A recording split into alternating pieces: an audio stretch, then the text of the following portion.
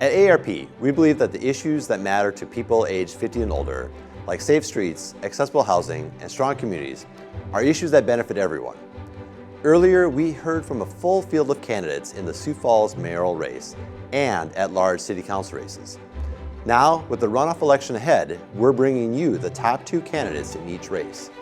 We asked them to share how they would support residents as our community grows, especially when it comes to aging in place, improving pedestrian safety, and planning for smart, sustainable development. Sioux Falls was the first community in South Dakota to join the AARP network of age-friendly states and communities in 2019.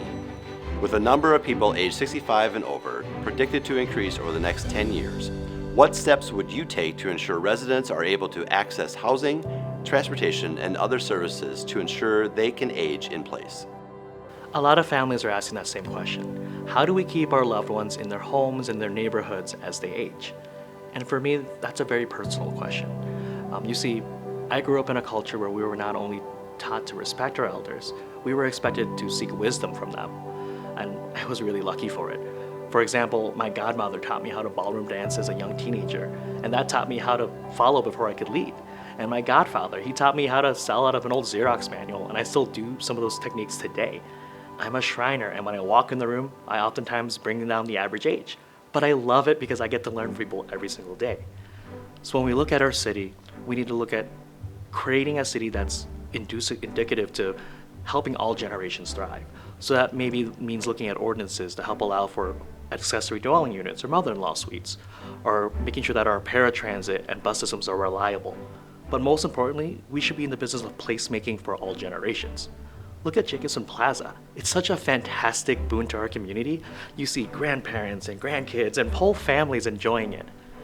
I'd love to work towards building a city where we're not just putting our elders in a separate space, but we're actually actively involving them in our community, placemaking for them so they can be connected. They helped us build this city. They deserve to stay here and be connected with it too. Well, aging in place is something I've thought of a lot as the CEO of the YMCA and having run nonprofits for the last 10 years. There are 3 key things to letting someone age in place and key steps that we should take. The first of all, housing, as you talked about, is very important. We need to make sure each neighborhood has not only individual large family houses, but also has mixed-use housing, has apartments. So as someone ages in place, they're able to downsize and stay in their neighborhood. Transportation, very important too. Not only making sure our roads are in good shape, but also making sure that there's public transportation so people can stay independent. You can get to your doctor's office, the grocery store, the church. These are key zoning things that the city council does. And working together with the council, we're able to make sure each neighborhood is correctly zoned for that.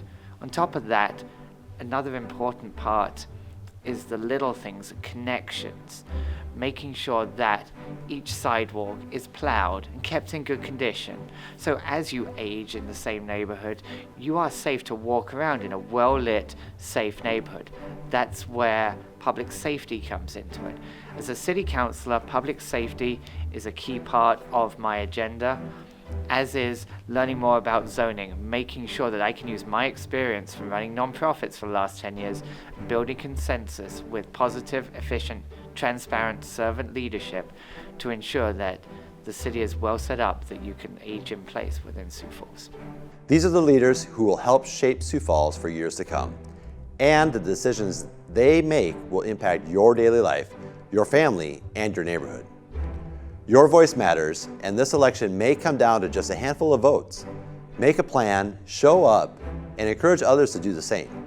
Vote in the runoff election on Tuesday, June 23rd.